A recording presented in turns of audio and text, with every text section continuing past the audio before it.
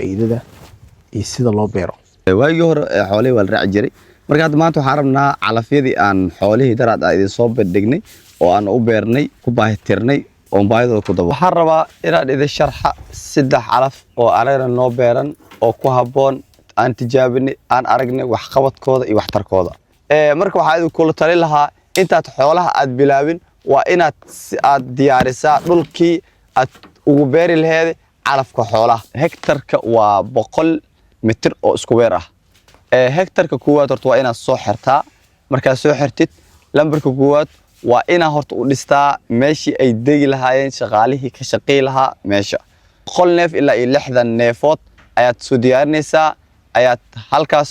ugu diyaarinaysaa cunadooda marka videoga share garee like garee meel dheer hala gaarsiiyo dadka ha loo share garee nabadii macaani وإسلام صاحب يال صاحب كيني إنجل رئيس runtii muuqaalka uu ka dooyaa muuqaaladii hore muuqaalka wuxuu la socdaa muuqaalkii hore wahalina xoolaha markan waxaan xoog saaraynaa calafka xoolaha waxaan kugu bari doonaa muuqaalkan ama kugu tusi doonaa calafyada kala duwan ee qaababka ay u kala leeyihiin faa'iidada iyo sida loo beero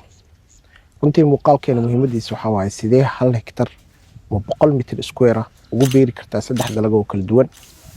ugu dhaqi kartaa 60 ilaa 100 neef waliba qaab modern farm ama qaab casriyeysan runtii muuqaalkan waxa kugu soo bandhigi doonaa jadwal sax ah waxaan ka codsanayaa marka adiga ee socdo muuqaalkan ama daawanayo inaad share gareyso meel dheer gaarsiiso runtii dadka calafka in badan isoo weydiiyay oo aad ila soo hadlay ayaan ugu talagalay mowduucan waxaan ka codsanayaa marka ama idin dhaha maadaama muuqaalkiin yahay inaad share gareysaan meel dheer gaarsiisaan aad u maasantiin muuqaalkii ugu dambeeyay waxa iga soo qaateen 700 subscribe maanta waxaad gaarsiisay 1300 subscribe ma la yashkuru naas la yashkuru allah waxa wax ku ay waa adinka dartiin aad idinkaga maxdalnaa mar labaad iyo mar saddexaad iyo mar afraadba runtii waxaan idin ka rajeynayaa muuqaalka dambe isku ma doono intaan iyo in ka badan muuqaalkan runtii aad u muhiim u yahay ku soo dhawaada marka muuqaalkeena nabadii macaani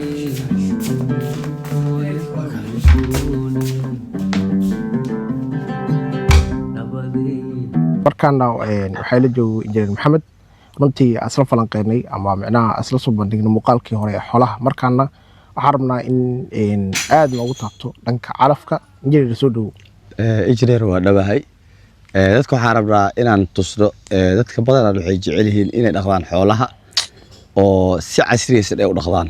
waagii hore xoolaha waa la raaci jiray marka hadda maanta waxaan rabnaa calafyadii aan xoolihii daraad ah idin soo bandhignay oo aan u beernay ku baahitirnay oo baahidooda ku daboolnay markaan runtii muuqaalkan dadka waxa isleeyahay dadka calafka xiiseeyo muuqaalkan ama xoolaha dhaqdo calafkan raadiyo badan oo ay la soo hadlaan muuqaalka waa muuqaalkooda isleeyahay waayo waxay ogaanayaan intaysan xoolaha bilaabin calafyadii ay u doori lahaayeen ee u beeri lahaayeen iyo hektar haddii ama dhul nin haysta sida uu faa'iideysan lahay ayadoo drip irrigationka ah marka kuwaasoo dhan waxaan rabnaa inaan uga hadalno oon dadkeena aan u sharaxno aad u maasan tahay runtii mar kale aan ku leeyahay haddii aad tahay dadka calafka xiiseeya muuqaalkan waa muuqaalkaada nala dhammayso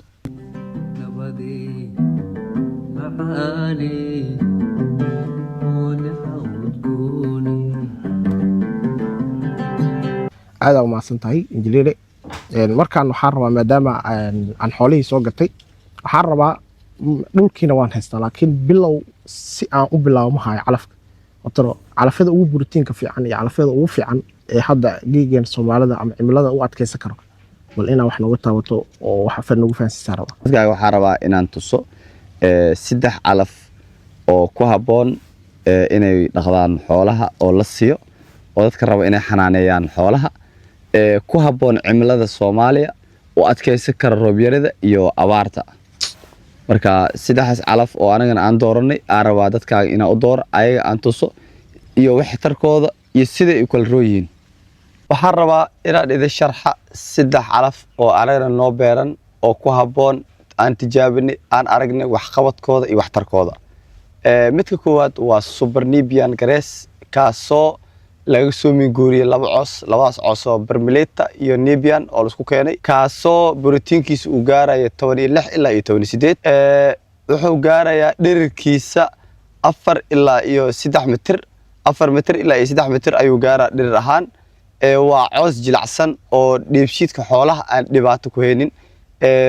waa calaf oo u adkeysan kara cimilada iyo cayayaanada dhibaatada ku ah wixii markaas galeyda sidoo kale iyo cudurada ku dhici lahaa ayuu iska difaaca awaaraha kale ama dhulka kulul oo kale zaid ayuu anfaca waa coos hadana ku baxa 3 bilood waa hadana wuxuu hadana leeyahay calafkaasi marka koowaad waxa jarnaysaa 90 ilaa 60 bari marka labaad waxa jarnaysaa bishi 45 ilaa 50 mar maalintii waa jaran kartaa bishi marka 45 ilaa 50 waa marka labaad jarmada labaad waa coos ku haboon in qofka oo xoolaha dhaqanayo oo anfacay mid kale waa mulaatatu waa asana kan labaad waa asana waxa yiraahdaa boqorka cooska asigana waxa uu gaaraa borotiinkiisa 14 ilaa 18 xoolaha ma dhibaayo uu jilacsan yahay dheebshiidka xoolaha uu uroon yahay waa asigana calaf ku haboon asigana sidoo kale wuxuu ku baxaa goosashiisa koowaad 3 bilood laakiin goosashada labaad waxaad ku jarnaysaa 45 ilaa iyo 50 maalin taasoo ka dhigaysa sanadkii aad heshid cunno kugu filan cooskaas wuxuu adkeysan karaa awaaraha oo kale xididkiisu wuxuu gaaraa ilaa iyo gunta hoose taasoo ka dhigaysa mar walba inuu iska ahaado cagaar ama doog adna uu ku siiyo cunno kugu filan xoolahaaga midka saddexaad waxa la yiraahdaa sugar grass kaasoo ku jirto sokor badan sokorta badanna xoolaha waxay siisaa inay cayilaan inay caano badan siiyaan asana wuxuu ku baxaa si uu awaarta kale uu adkeysan karaa si degdeg ayuu ku bixi karaa asana sida hadda ay soo sheegayo kale muddo yar ayaa lagu jaran karaa muddo dhow ayaa ku jaranaysaa taasoo ku siinaysa cunno kugu filan laakiin asiga wuxuu ugu duwan yahay kan wuxuu u baahan yahay asiga in sida galeedo kale waay iyo masigado kale wuxuu ka rabaa waxa loo yaqaan buufis daaweyn inaa ku buufisid oo mar walba buufisid waxa galay tixri ayaa gudahaas ka galay dhurta wuu jilcan yahay marka xoolaha uu fiicay laakiin wuxuu u baahan yahay daryeel laakiin kuwa aan soo sheegnay cayayaanada iyo cimilada ayaga iska difaacay laakiin midkan cimilada waa u nugul yahay laakiin anaga waxaan ku dooranaa waxay tahay sokortaas badan ku jirto taasoo na siinaysa xoolaheena na siinaysa cayil badan iyo in caanihi ay bataan marka waxa ay kula tali lahaa intaad xoolaha aad bilaabin waa inaad diyaarisaa dhulkii aad ugu beeri lahayd calafka xoolaha kadib cunnadood markaa haysatid waxaad haysataa xoolihii markaasi waad ku dhiiri kartaa oo markaas waad dhaqaaleyn kartaa haddii calafkii ay xoolihii cuni lahayd aad u diyaarinin ma diyaarin kartid waayo xoolihii markaasi jeebkaaga ay dhibaato ku noqonaysaa in qarash badan oo ka baxa xoolihiina neefkina uusan dhargin laakiin markaad 1 hektar ama ka badan aad u diyaarisid aad helaysaa fursad xoolahaaga aad ku naaxi kartid waxa fursad badan ku banaan inaad markaasi aad noqotid nin ganacsada oo ka ganacsada xoolaha ee naaxiya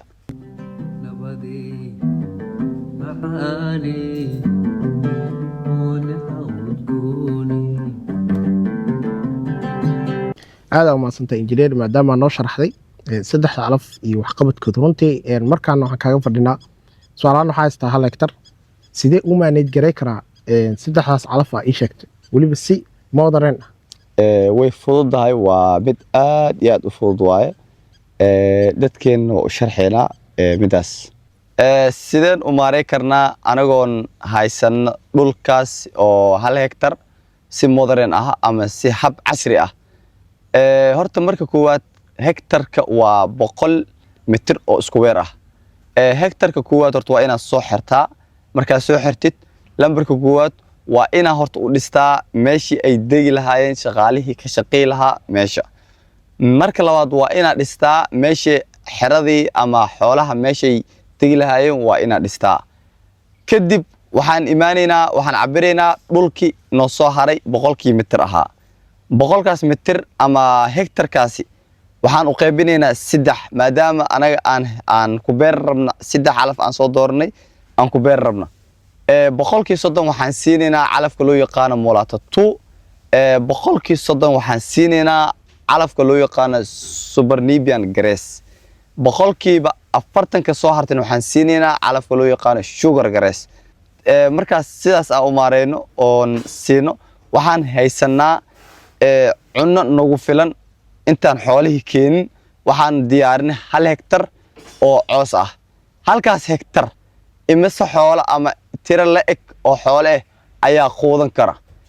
hektarkaasi waxaa quudan kara ama calaf ahaan u cuni kara 100 neef ilaa 60 neefood ayaad soo diyaarinaysaa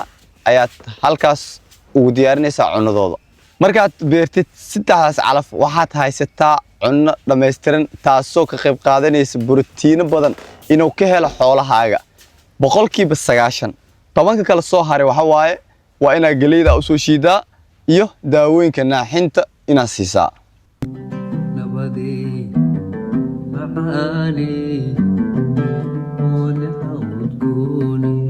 injineer aad u maasan tahay maadaama aad nala wadaagtay xog runtii dadka calafka xiisay aad macnaha runtii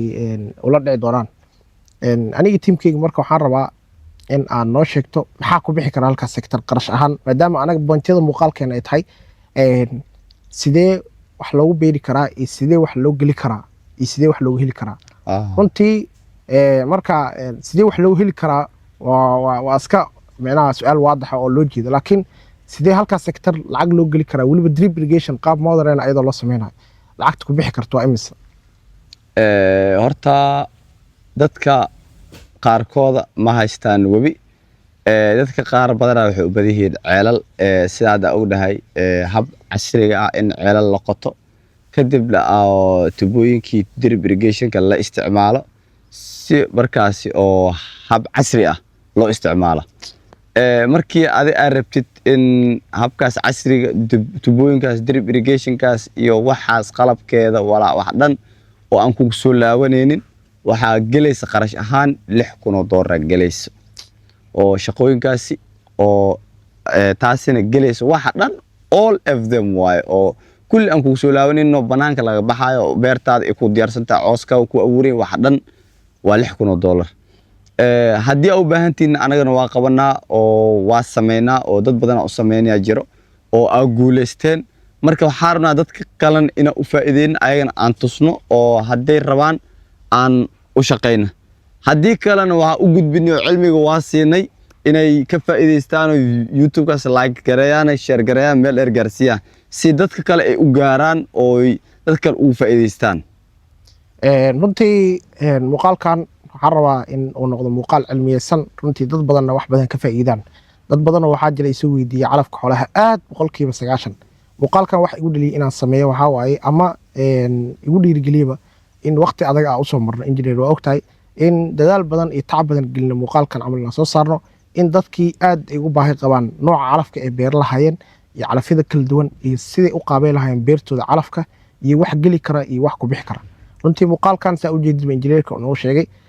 waxay cadeen u tahay in la manage gareey karo ama la sameey karo beer modern farmer waliba 3 calaf oo kala duwan iyadoo borotiinaad kala duwan meeshaas laga helayo 90% xoolahaada cuntadooda saas macna ay ku dhameystirnaa 10 kalena meelaha kale ka helisid marka waxaan kula talinaa asxaabteyda in macnaha markaad xogtaan hesho ka bacdi aad calafkii ku dhiirinaatid aad samaystid waxa laga yaabaa dad badan oo muuqaalkan daawaday in uu noqon doono engineer inay guul sameeysan inay fursad ay u abuurtaa laga yaabaa aad u maasantiin waxaan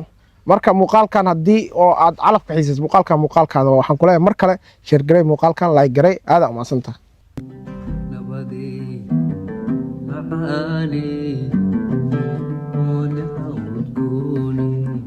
aad u maasay injineerka maadaama uu nala wadaagay xogta ugu muhiimsan oo ah qaabka calafka iyo calafyada kala duwan waxay qabtaan iyo sidoo kale sida hal hektar loo qaabay lahay runtii aad kaaga mahadcelinay aniga iyo taageerayaashiida muuqaalkii horena wax waa ka faa'iidnay sidoo kale muuqaalkan calafkana wax sidoo kale wax aad u muhiim ah ka faa'iidnay marka kulley faa'iido badan meeshan inaan ku soo gudbina aan rabnaa mar walba faa'iidadan way soconaysaa dadkeena oo qurba joogta ah iyo kuwa dibad joogta lacagta haystaan inaan mar walba u faa'iideyno kuwa kale marka videoga share garee like garee meel dheer hala gaarsiyo dadka ha loo share garee